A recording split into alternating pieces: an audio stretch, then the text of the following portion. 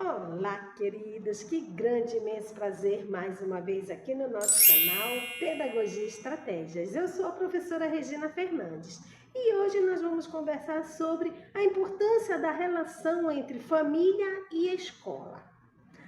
Mas antes, você já sabe, se inscreva neste canal, me ajude a divulgar este canal educacional para mais professores, mais alunos que precisam entender essas conversas, né? Porque aqui são simples conversas, mas me ajude a divulgar este canal. Vamos lá?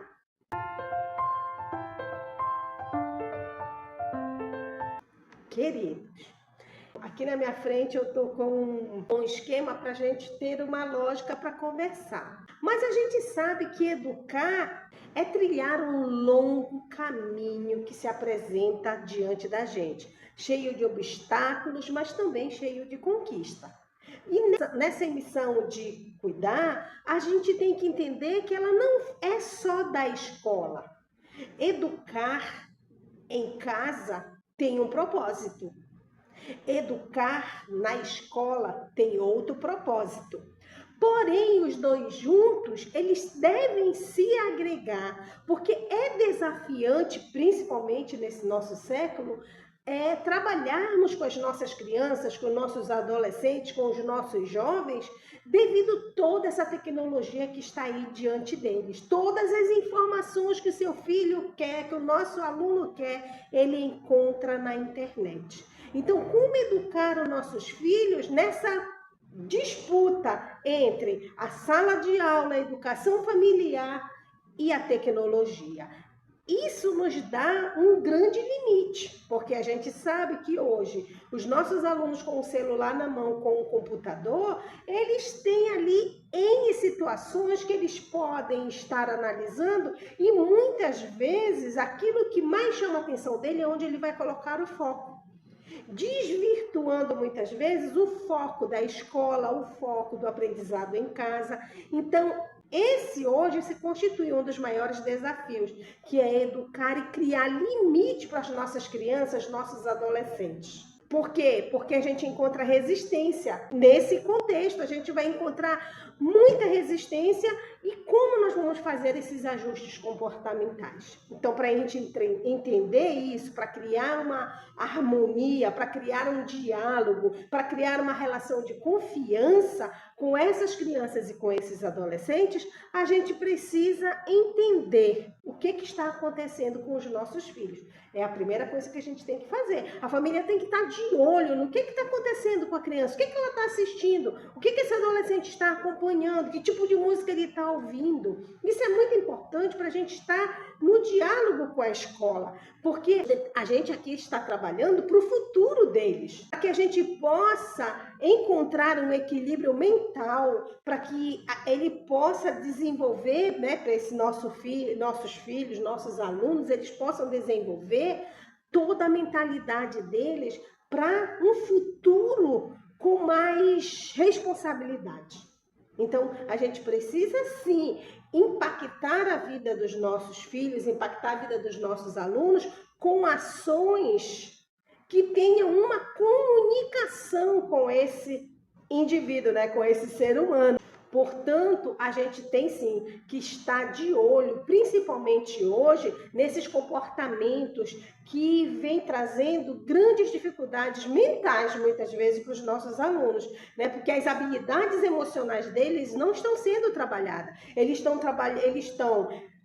se envolvendo dentro de uma rede, né, de internet, eles estão se envolvendo com um tipo de conteúdo. Na escola é outro tipo de conteúdo, que é para o aprendizado deles, mas esse trabalho das habilidades emocionais estão sendo deixados de lado. E a família é um grande aporte para essa criança, para esse adolescente. Nesse cuidado de trabalhar esses laços, essas habilidades emocionais. Então, a gente precisa tomar para a gente essa tarefa.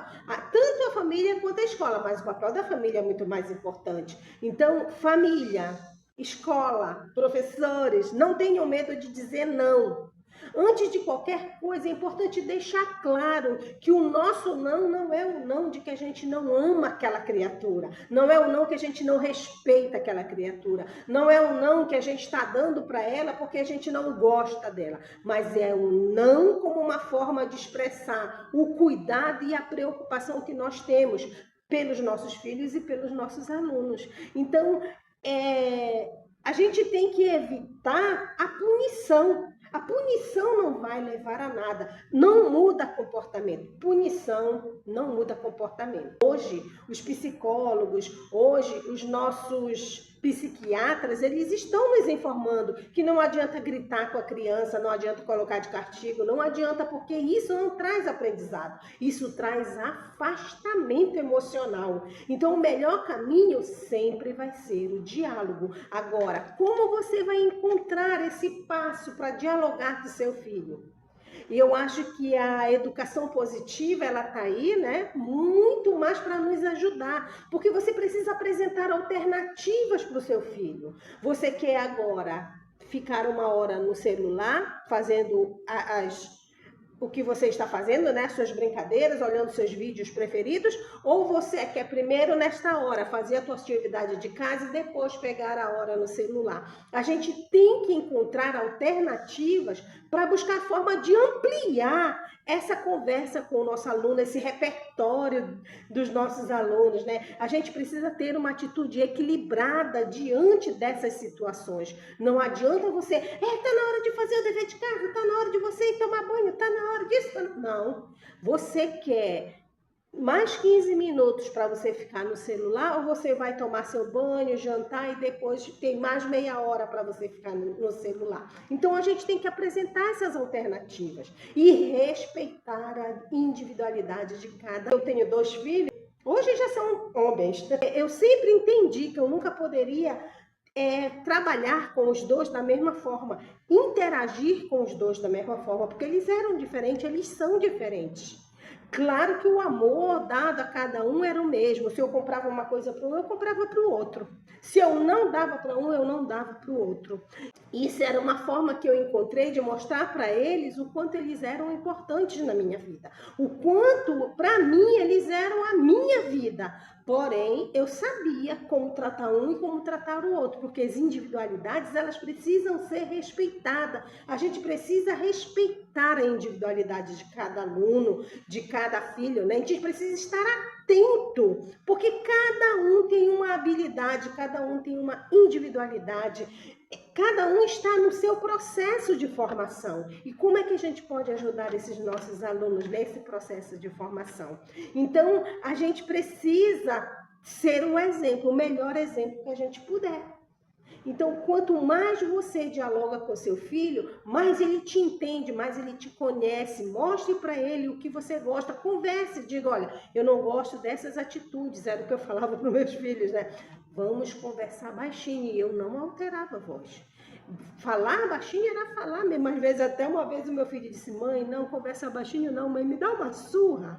Me bate, mãe, me dá uma chinelada, porque eu não alterava a voz, mas eu ia dizendo tudo o que eu pensava e aí vinha, você vai ficar sem celular ou sem computador durante tanto tempo, tantas horas, ou essa manhã, ou essa tarde, ou esse dia, mas a gente conversava, nada de gritar, nada de se impor, e explicava o motivo de cada coisa que estava acontecendo ali naquele momento. Então eu acho que o exemplo também tem que partir da gente.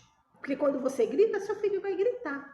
Quando você xinga, seu filho vai xingar. Quando você esbraveja, ele também vai esbravejar. Então a gente precisa entender as nossas crianças, os nossos adolescentes e entender esse mundo que hoje eles estão vivendo, que é para a gente poder sim cuidar das nossas crianças, cuidar dos nossos adolescentes, impondo limites, regras, mas com muita, como é que eu posso dizer para você? Com muito controle emocional. Com muito controle emocional. Então, isso sim vai dar um gás para aquele aluno que vai chegar na escola e para aquele professor que vai trabalhar com o seu filho. Porque o professor, quando o aluno já vem de casa, com os seus comportamentos organizados, vamos dizer assim. Claro que eu não estou falando de uma organização 100%, mas pelo menos ele entende o processo que ele está fazendo ali, ele sabe o que ele vai fazer na escola, ele sabe que ele tem que respeitar o professor, ele sabe que ele tem que ter hora para estudar, hora para brincar, hora para estar no celular, hora para estar no computador, ele sabe que ele tem algumas regras a seguir. Com toda certeza ele vai dar muito menos problemas dentro de uma sala de aula do que aquele menino que é criado de qualquer jeito, que xinga a mãe, que xinga o pai, que fala tudo que ele pensa e que fica o dia inteiro no celular e no computador. Tem grande diferença. Então, a responsabilidade da família antes de fazer essa criança, esse adolescente voltar para a escola ou adentrar na escola pela primeira vez, ou seja, retornar para a escola, somente agora que a gente está de férias, né, dele retornar para a escola, tem muito a ver com o comportamento que ele está tendo dentro de casa. Com toda certeza, esse comportamento, ele vem muito de casa. Então, a gente tem que tomar esse cuidado, sim. Então, família, vocês são, sim, o limite que a gente precisa para educar e criar nossas crianças, nossos adolescentes em harmonia. Pode até nem ser a harmonia 100%, mas pelo menos a gente vai ter muito menos problemas dentro das nossas escolas quando os pais estão ali presentes e colocando os limites necessários para educar e criar limite para as nossas crianças e para os nossos adolescentes. E é isso, querida. Eu espero ter me feito entender. O meu objetivo aqui é o diálogo. Então, coloca aqui a sua opinião. Como é que você vê isso? Você que é pai, você que é professor, né? Você que ainda está estudando aí dentro do campo da pedagogia, da educação, coloque aqui como é que você enxerga esse processo, que eu vou ter muito prazer em estar dialogando com você. Mas antes de sair deste canal, você já sabe, se inscreva, curta, compartilhe, para que mais pessoas possam ter acesso a esse conteúdo. Gratidão por hoje e até o nosso próximo vídeo.